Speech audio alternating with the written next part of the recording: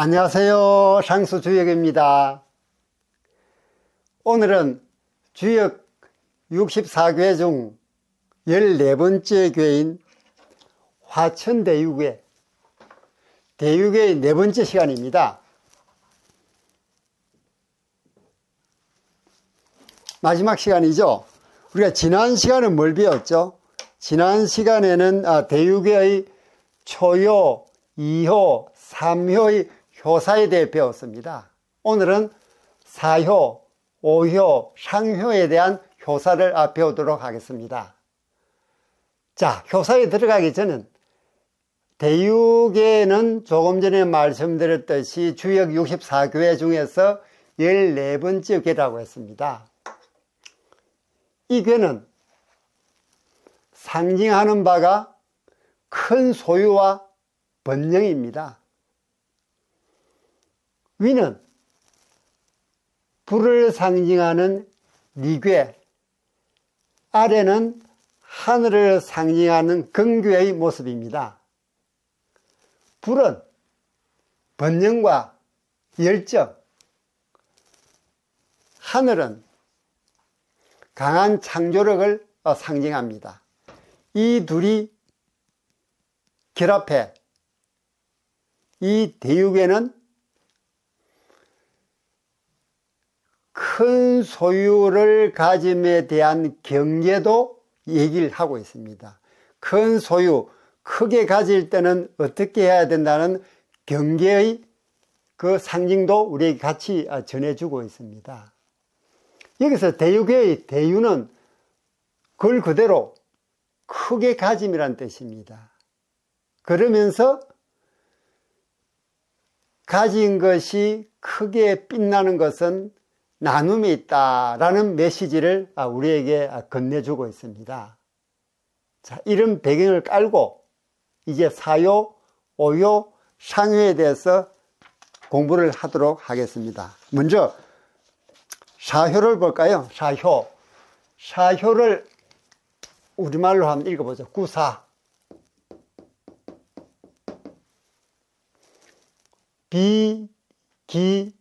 뭐죠? 비기방이죠. 비기방. 비기방 무구입니다.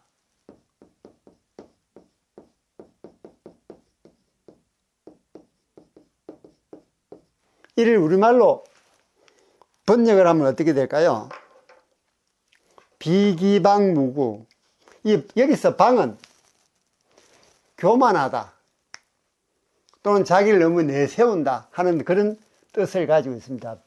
방.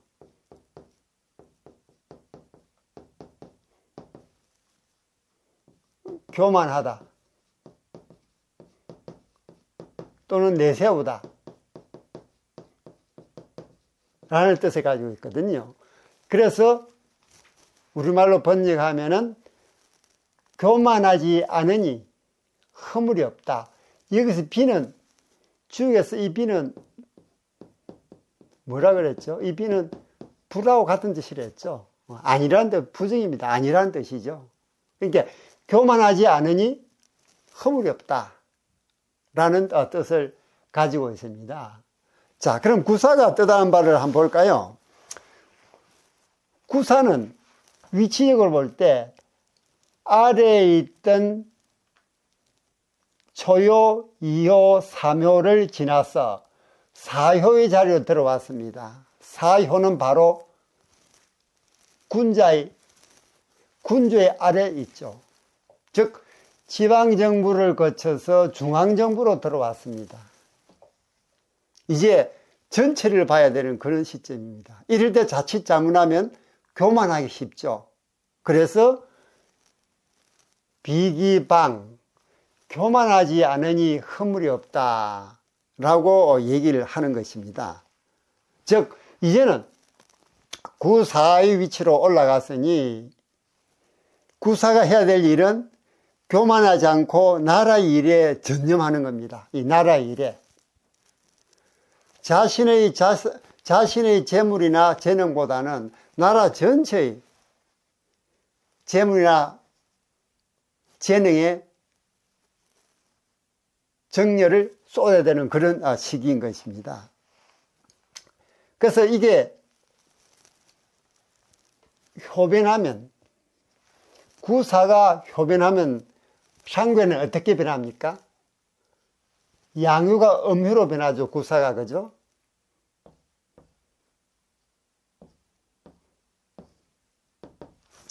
그럼 이 산을 상징하는 간괴가 되죠. 이 간괴는 무슨 물상이 있을까요? 멈춤이야, 멈춤. 멈춤이라는 물상이 있습니다. 여기서 멈춤이라는 물상이 나온 이유는 초요, 이요, 삼요를 거쳐서 구사까지 진출한, 상괴에 있는 구사까지 진출한, 즉 상괴의 초입에 진출한 구사가 자기 자신을 내세우는 그런 부분을 이제 멈추란 얘기입니다. 즉 이제 자기 자신의 어떤 교만함을 멈추고 나라 전체를 돌보는 그런 자세를 가져야 된다는 뜻에서 여기서 멈춤이 나오는 것입니다. 또 멈춤하고 또 무슨 물상이 있죠? 간괴에는 상제라는 물상이 있죠. 상제. 상제는 하늘에 있는 제왕이죠. 그죠? 이 상제라는 물상으로 볼 때 이 간은 어떤 물질보다는 정신을 더 중요시 여기는 그런 부분을 우리에게 또 알려주고 있습니다. 그래서 정신이, 물질보다 정신이 더 강조됩니다. 그리고 또 구사가 효변하면 전체 괴는 어떻게 될까요? 양유가 음으로 변하니까 상괴는 간이 됐죠. 간괴가. 그죠? 하괴는 그대로 양구 세 개니까 양구색을 붙여볼까요? 자, 하괴는 하늘을 상징하는 근입니다.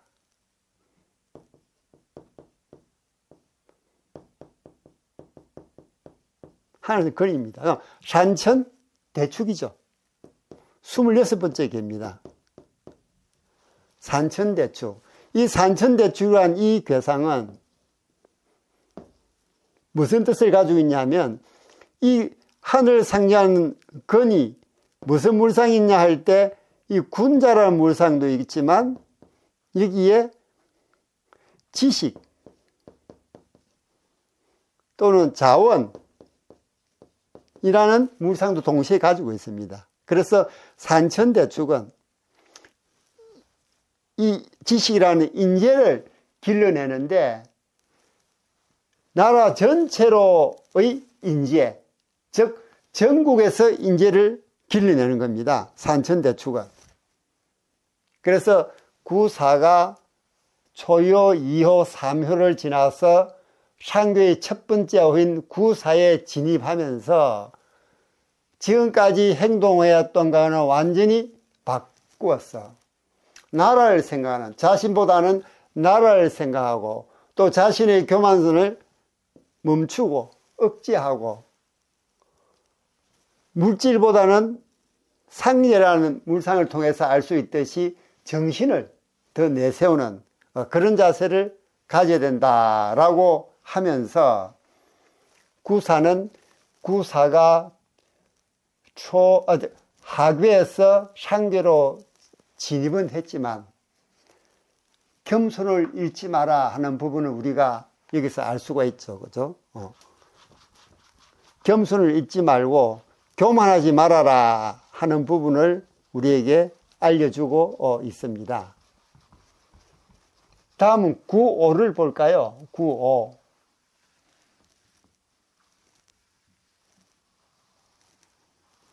구오를 한번 읽어보죠. 구오는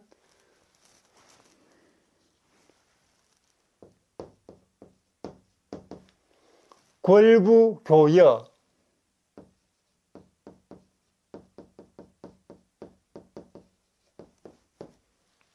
위여, 길, 이렇게 되겠습니다. 이걸 번역을 해볼까요? 궐부교여, 위여, 길. 부는 믿음이죠. 이 부는 믿음입니다.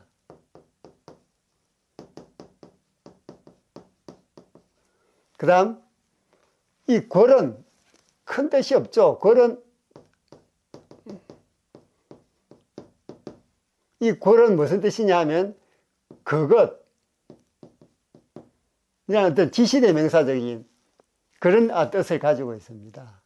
위자는 아시겠죠? 위는 위험이 있다 하는 위자죠. 그죠? 그래서 우리말로 해석하면은 믿음으로써 교류하니 또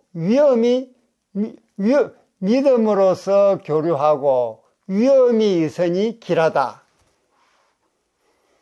믿음으로써 교류하고 위험이 있으니 또는 위험이 스스로 드러나니 길하다 라고 교사가 얘기를 하고 있습니다.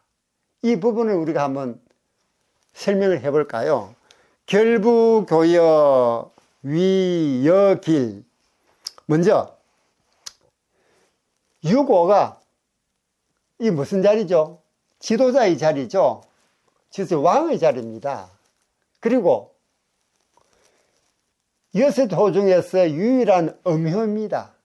그러니까 이 괴상에서는 유호가 전체를 통괄합니다. 비록 음효이지만 왕의 자리에 지도 자리에 있음으로 해서 나머지 5개 양효를 통솔하고 있습니다. 그 통솔함에 있어서 유고는 믿음으로서 교류합니다. 신하들하고 믿음으로서 교류하고 또 스스로 위험을 드러내니 길하다라고 어떤 지도자의 덕목을 또 지도자가 행해야 될 태도를 얘기를 하고 있는 것입니다. 자, 이 유고는 왕의 자리에서 모든 신하의 지지를 받고 있습니다. 이 지지는 그냥 왕과 신하와의 관계에서 나오는 어떤 지지보다는 이 교사에서 보듯이 믿음과 또 위험을 통한 믿음과 그 다음 위험이 조화된 믿음과 위험이 조화된 그런 왕의 자세, 그런 왕의 태도를 얘기를 하고 있는 것입니다. 그래서 신의와, 즉 믿음인 신의와 그 다음에 위험이 조화를 이루었다. 믿음을 가지고 신하를 대하고 스스로 위험을 드러내니 길하다라고 하는 것이죠. 자, 물상으로 보아도 유고에는 좋은 모습이 많죠. 어떤 모습이 있죠? 먼저 상괴가 리입니다. 상괴리. 상괴리에는 무슨 물상이 있을까요? 상괴리. 상괴리에는 불을 상징하는 상괴리에는 먼저 신뢰한다는 신뢰의 물상이 있습니다. 신뢰의 물상. 이 신뢰가 바로 이 믿음이죠. 그죠? 그래서 봐서 물상에서 우리가 불안 부분을 읽어낼 수가 있죠. 자, 먼저 상괴에서 신뢰의 모습이 보이고 또 이 리괴에서 나오는 믿음. 신뢰가 곧 믿음이니까요. 믿음은 구사가 효변하면은 상괴는 간이 된다 그랬죠. 그죠? 그리고 믿음을 표방하는 괴가 하나 있죠. 그게 무슨 괴일까요? 아직 우리가 배우지는 않았습니다만 풍택중부란 괴가, 풍택중부. 괴상 한번 그려볼까요? 풍택중부.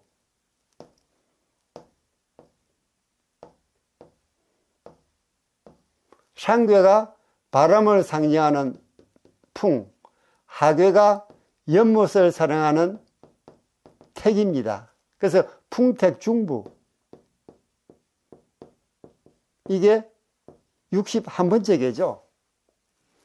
이 부분을 보면은, 이 괴상을 보면 양효, 양효, 음효, 음효, 양효, 양효입니다. 그렇죠, 그죠?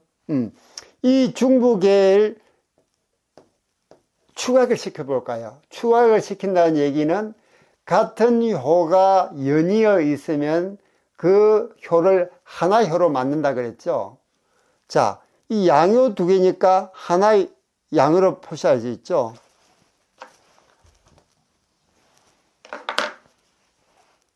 그 다음 음효가 두 개 붙었으니까 음효 하나로 나타낼 수 있습니다.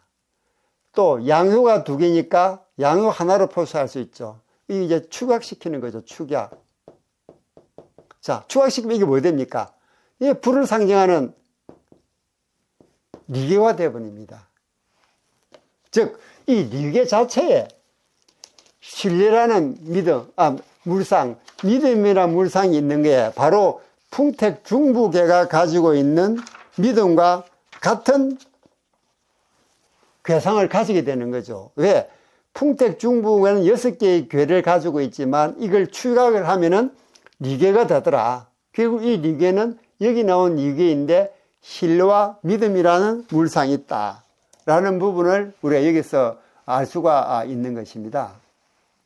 또 이 자체에서 이 6,5가 효변하면은 상근은 어떻게 변합니까? 음효가 양효로 변하니까 하늘을 상징하는 근이 되어버리죠.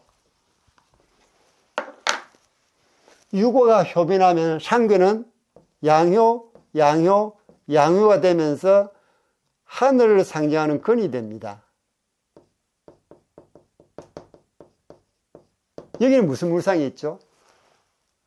근교에는 군자라는 물상이 군자는 군자 자체가 위험이 있죠. 즉 6,5가 효변한 상괴 근에는 하괴 근과 마찬가지로 군자의 물상이 있으니 군자는 위험이 있는 사람이죠. 그래서 여기서 위험이 있다고 나오는 것도 6,5가 효변한 상괴 근에 군자라는 물상이 있기 때문입니다. 자, 그 다음 궐부교역, 궐부교역을 한번 볼까요? 궐부교역, 6,5와 정하는 효가 어떤 거죠? 구이죠. 하괴의 두 번째 계, 상괴의 두 번째 계로서 두 개의 효가 상응하면서 정응합니다. 하나는 음효, 하나는 양효이기 때문에 정응합니다. 그래서 믿음이 있죠. 서로 정응하는 관계는 믿음이 있는 관계라고 제가 말씀을 드렸습니다. 그리고 주역의 괴효사에 이 부가 나타나는 이 부가 나타나는 경우에는 세 가지 예가 있습니다. 그런 경우에 부라는 효사가 나온다는 얘기죠. 첫째는 양효가 중도를 취했을 때, 양효가 중도를 취했을 때, 두 번째는 호괴가 감일 경우에, 감계일 경우,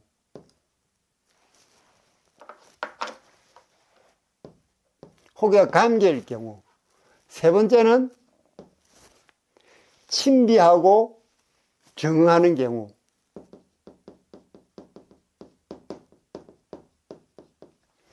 이 세 가지 경우에 이 부라는 효사가 나옵니다. 그럼 6,5에서 이 부는 이 첫째, 둘째, 세 개 중에서 어디에 해당이 될까요? 자, 먼저 양효가 중도를 채, 6,5는 양효가 중도를 채지 못했죠, 그죠? 양효가 아니죠. 6,5는 그 해당이 안 됩니다. 두 번째, 이 호괴를 보면은 호괴는 2, 3, 4, 5효로 가지고 다시 괴를 맞는 게 호괴라고 말씀을 드렸는데, 이게 호괴는 2, 3, 4가 내 호괴니까 근이죠, 그죠? 근. 그 다음에 3, 4, 5는 태입니다. 이렇게 되죠? 그러니까 택청쾌가 돼요. 택청쾌. 여기에는 혹의 감이 나타나지 않습니다. 그래서 이게 해당이 안 됩니다. 다음 친비하고 정응하는 경우. 자, 유고는 상구와 친비하죠. 음과 양으로 친비합니다. 그리고 구이와 정응합니다. 그래서 여기서 부가 나타난 것은 친비하고 정응하는 이 세 번째에 해당이 되는 것입니다.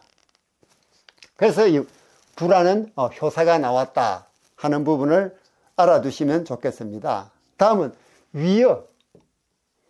위험이 스스로 드러난다는 위여.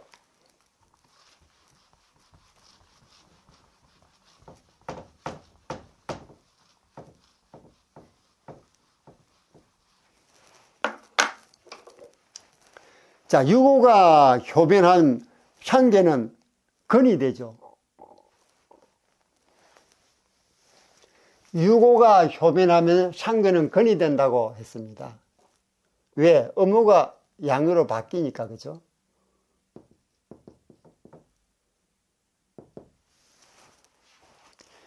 건은 군자의 물상이 됐죠, 군자. 유고가 효변하면 상계는 건이 되고, 건에는 군자의 물상이 있다고 했습니다.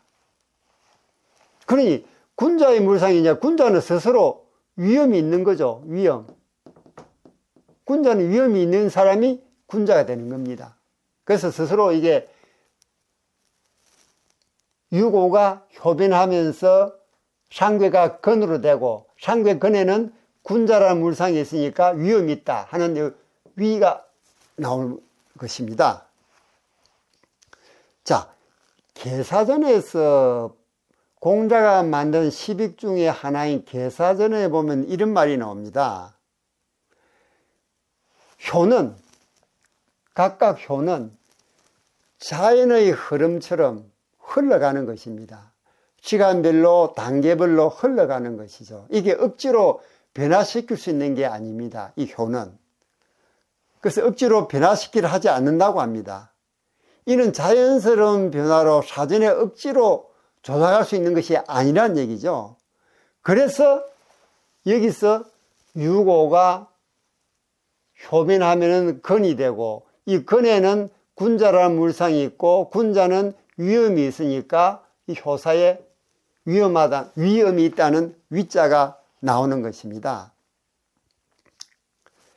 이 유고는 믿음으로써 신하들과 교류하고 스스로 위험을 드러내니 길하다 하는 부분은 지도자가 갖춰야 될 덕목 또는 명군이 갖춰야 될 덕목을 지금 얘기를 해주고 있는 것입니다. 상구를 볼까요?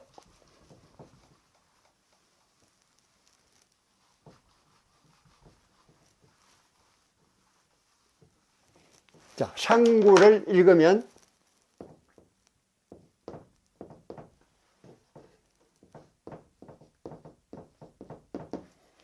자천우지,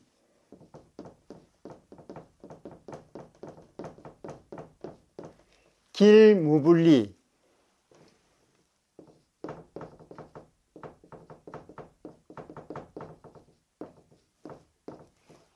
이렇게 읽을 수가 있겠습니다.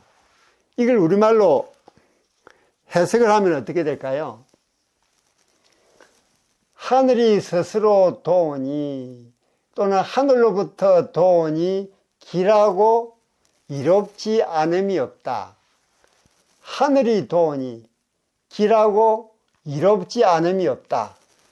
다 좋다는 얘기죠. 하늘이 스스로 도와주니까 이상 더 좋은 게 없죠. 우리 여학자 중에서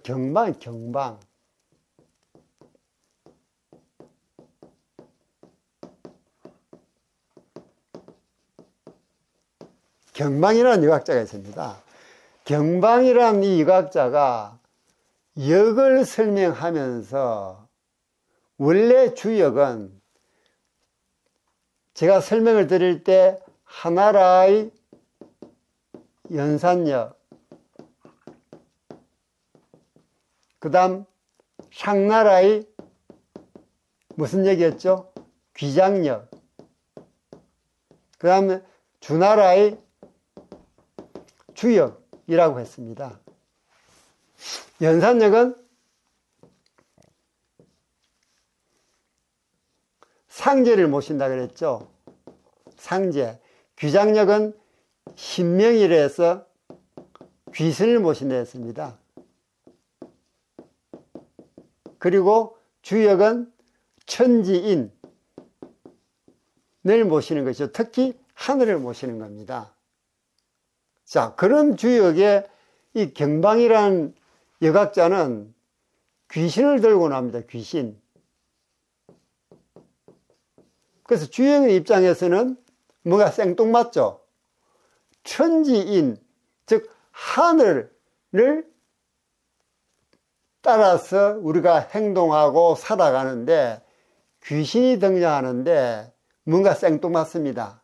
하지만 이 귀신을 등장시킨 것도 어떤 역학사적 입장으로 볼 때는 그렇게 생뚱맞는 것도 아니죠. 왜? 원래 있던 귀신을 다시 불러낸 것에 불과한 겁니다.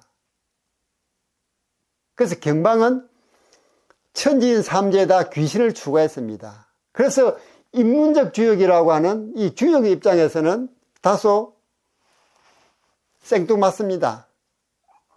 그러나 역학사적 관점에서 볼 때는 전혀 이상할 것이 없다. 왜? 과거에 있던 귀신을 다시 불러낸 것에 불과하기 때문입니다. 특히 여기 상고의 경우는 인간사에 간섭하는 인격신의 모습입니다. 이 바로 하나의 연산력을 얘기하죠. 이 상구는 인간사에 간섭하는 인격신. 그래서 상구에서 인간사에 간섭하기 때문에 하늘이 스스로 돕는다는 효사를 내놓고 있는 것입니다. 그렇다면 왜 하늘이 돕느냐? 그 이유는 상구 아래에 있는 유고가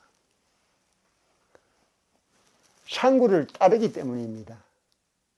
아니, 유고는 지도자이고 군주인데 군주가 어떻게 상구를 따릅니까? 라고 얘기할 수 있지만 일반적으로 상구는 상구가 의미하는 바는 상제 또는 사표가 될 만한 서성을 얘기하는 경우가 많습니다. 그런데 군주가 상구를 따른다는 얘기는 군주이면서도 자신을 낮추어서 서성을 모시는 겁니다. 그러니 군주라는 사람이 자신을 낮추어서 상구, 즉 상제나 서성을 모시니 하늘에서 볼 때는 이보다 더 바람직한 일이 없죠. 자신을 낮추면서 상구를 모시니 하늘에서도 스스로 도와주는 것입니다.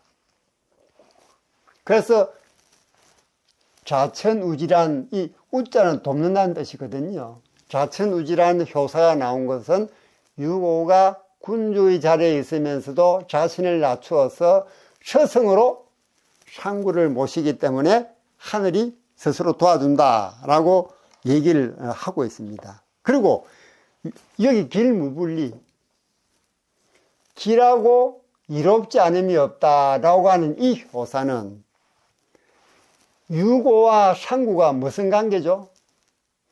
친비이면서도 순비의 관계죠. 순비 관계라. 자, 친비 중에서 친비는 양요와 음요와 같이 연이어 있는 게 친비죠. 그래서 순비가 있고 역비가 있습니다. 순비는 한자로 적어 볼까요? 역비는 이렇게 됐습니다.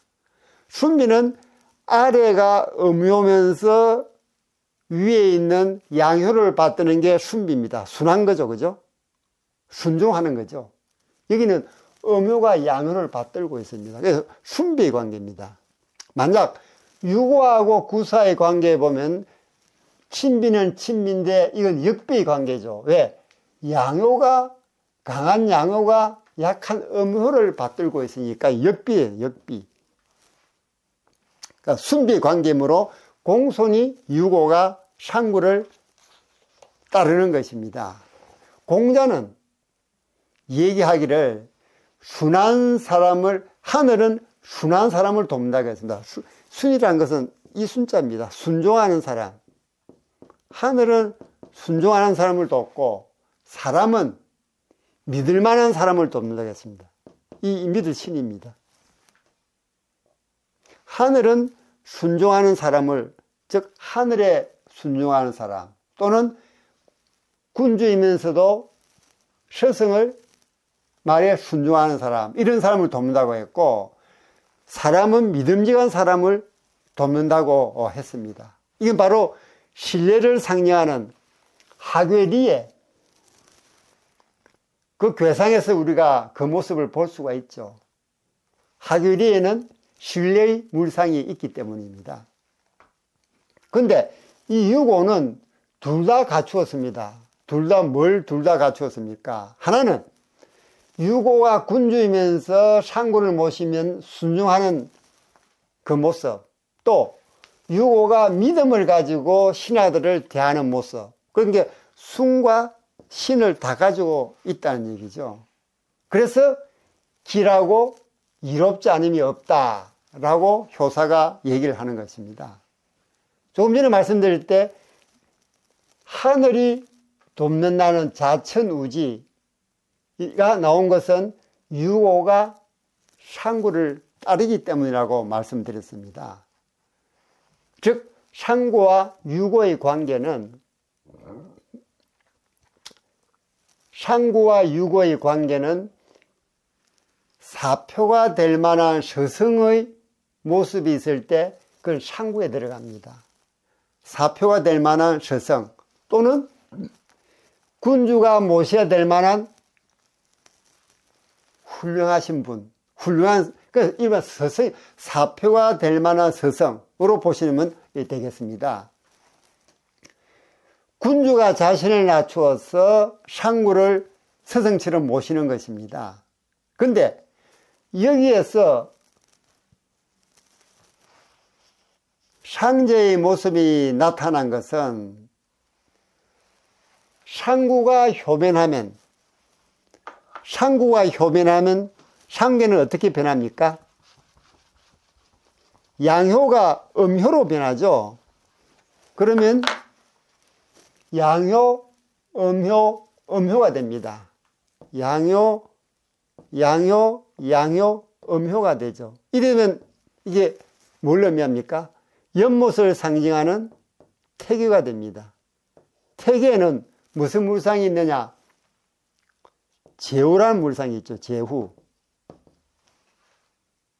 그래서 상계가 효변하는 상교진에 제후가 있지만, 이에서 말하는 제후는 바로 상제를 의미합니다. 그래서 설괴전에 보면은 상계는 진에서 나온다라는 말이 설괴전에 나오죠. 설괴전도 역시 공자와 그 제자들이 만든 시빅 중에 하나가 설괴전이죠. 설괴전. 여기 보면 제출호진,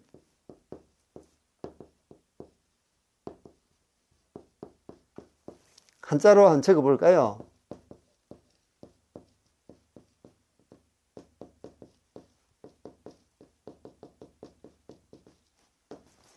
자, 제후는 진귀에서 나온다. 제출호진입니다. 여기에서 보면 우리가 상구가 효변하면 상계는 진으로, 상계가 효변하면 상계가 진으로 바뀐다 했죠. 이거 잘못 적었다, 그죠? 자, 상교가 효변하면 상구가 음효로 바뀌니까 양효, 음효, 음효가 됩니다. 양효, 음효, 음효가 되죠. 그래서 이게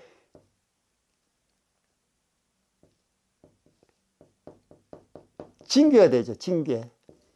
진괴에 제오라는 물상이 들어가 있는 겁니다. 그리고 12기 하나인 설괴전에 보면은 제오는 진괴에서 나온다는 제출호진이라는 이런 뜻은 바로 제오는 진괴에서 나온다. 그래서 여기서 말하는 상제가 상구가 효면한 진에 제오라는 물상이 있기 때문입니다.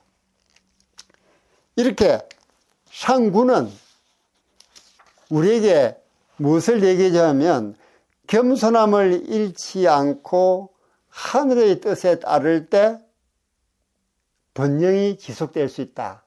즉 대유괴가 큰 소유와 번영을 상징하는데 이 상구가 우리에게 알려주는 바는 하늘을 따를 때 자천우지, 즉 하늘에 순종할 때, 왜? 하늘은 순종하는 사람에게 복을 준다고 했으니까 하늘에 순종할 때 경우에는 이 대유가 계속 지속될 수 있다. 길하고 이롭지 않음이 없으니까 계속 지속될 수 있다 하는 부분을 상구는 우리에게 알려주고 있습니다. 지금까지 구사, 유고, 상구에 대해서 설명을 드렸습니다. 이제 초효, 이효, 삼효, 사효, 오효, 상효, 즉 6개의 효사를 다 공부를 하고 대유괴에 대한 공부를 마치기로 하겠습니다. 여기에 대한 여러분의 의견도 댓글로 남겨주세요. 하나하나 읽어보고 명심하고 반영해서 다음 영상에 더 좋은 영상이 되도록 최선을 다하겠습니다. 여러분들의 좋아요, 구독, 댓글은 제게 큰 힘이 됩니다. 저는 다음 시간에 더 좋은 영상으로 여러분을 찾아뵙도록 하겠습니다. 여러분 안녕.